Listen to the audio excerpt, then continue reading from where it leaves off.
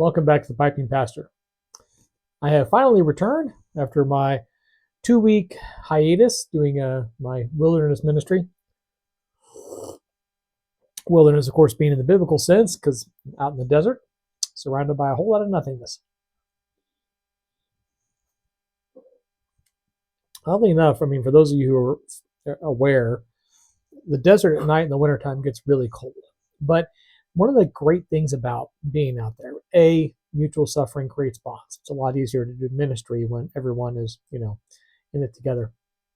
But I'll be honest with you, I sleep tremendously well out there because there's no light pollution. At nighttime, it is dark. And when I say dark, I mean dark.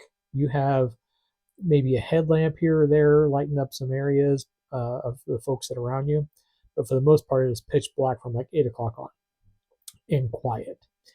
It's not, I've done a great deal of wilderness ministry work in other areas of the world as well, in forested areas and so on and so forth. And there's something soothing about being in the forest at night because it's, it's also dark. There's not a whole lot of light pollution out there where I go anyway. But you have, the locust and the crickets and the night sounds and the owls and things like that. So it's not a cacophony, but it's definitely some consistent background noise. And there's always, animals rustling about and so on and so forth. In the desert, though, there's nothing. I mean, you'll occasionally get, a stray band of coyotes or something like that. But for the most part, it's just deathly quiet, completely dark, very cool. And yeah, it's good for sleeping.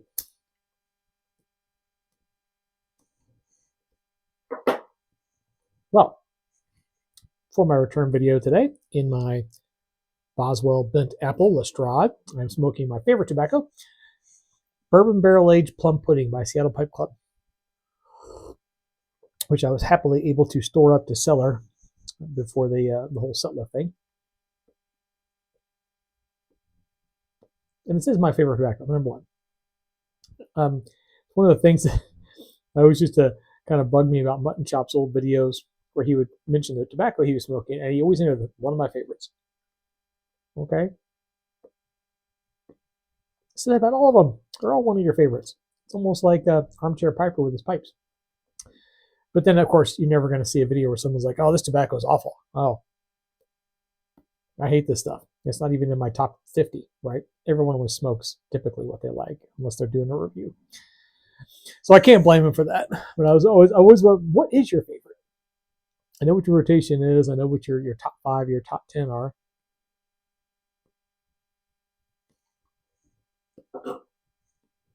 And even when I think he did a Desert Island Blends video 7 or 8 years ago, and he mentioned 5.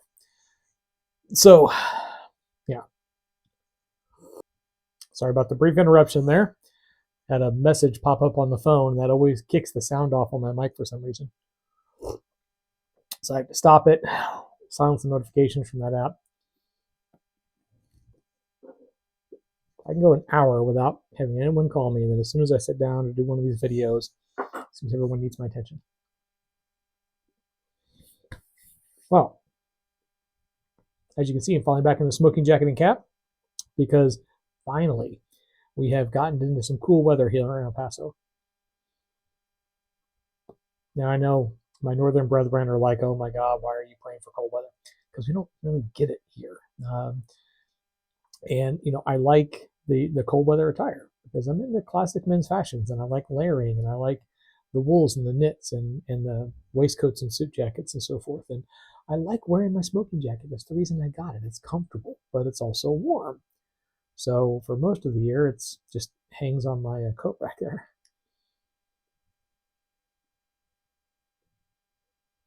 But happy to have it on again. So one of the things that occurred while I was gone, a bit more censorship in the YTPC has happened.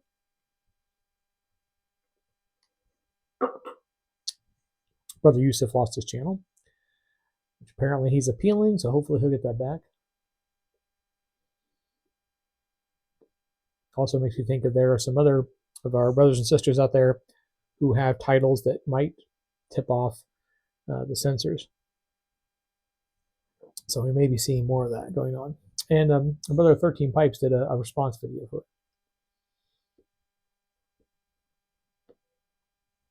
Kind of a don't give in to the censorship kind of thing. And when I was thinking about that, and I was going through this book of poetry here, and this is actually a very cool book. This is an anthology of poems written by the Cosmos Club poets. The Cosmos Club is a really interesting club, started in 1878, right around there anyway. And it's a collection of literary figures, scientists, philosophers, so on and so forth. And it's an invitation only kind of a club. In order to be inducted or invited to attend, you have to be basically at the top of your field. So, top tier writers, top tier physicists, top tier, people that have made an extensive contribution or a long lasting contribution to the field of research that they're in. Mainly, it's literary and scientific. All right. There's a great poem in here by Maya Angelou. I thought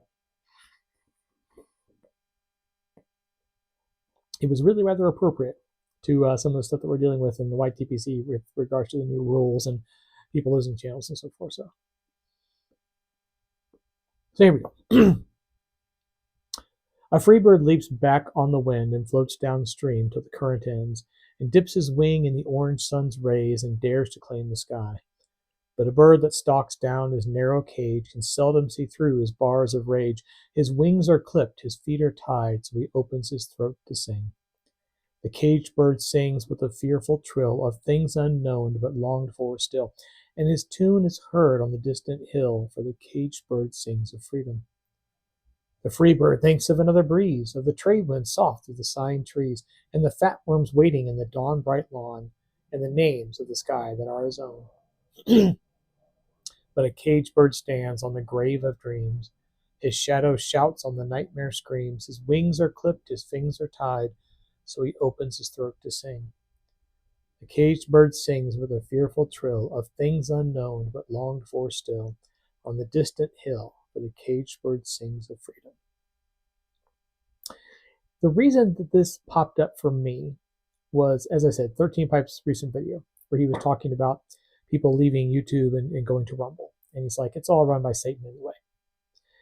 And I thought, you know what, that's a very interesting point. When we look at this poem, the caged bird is still singing, right? Sings with a fearful trill of things unknown but longed for still. So the free bird is just out doing its thing, right? Living life, just thinking of what's going on in the world. And the caged bird is singing on the grave of dreams, still singing. So it's, even though he has the idea of freedom and he's still singing and thinking about freedom and in some manner engaging in free activity because he is singing, continues to sing, he's not really enjoying freedom because he doesn't really have it. He has the facsimile of it, the appearance of it, in much the same way that people have the facsimile or appearance of freedom in freedom of expression on these channels, on Rumble or wherever else. You're not free on YouTube, you go to Rumble. You're not really free on Rumble either, because freedom is an ontological concept. Galatians 5:1 says, "For freedom Christ set us free. Go therefore not back to the yoke of slavery from which you were under." True freedom comes from Christ. You will know the truth, and the truth will set you free. Free from the yoke of the slavery of this world. Free from the bondage of the God of this world, the God of the winds, Satan. So whether you're here or whether you go to Rumble or what have you, right? The appearance of freedom, the idea of freedom, being on some channel that doesn't restrict your content, doesn't truly make you free.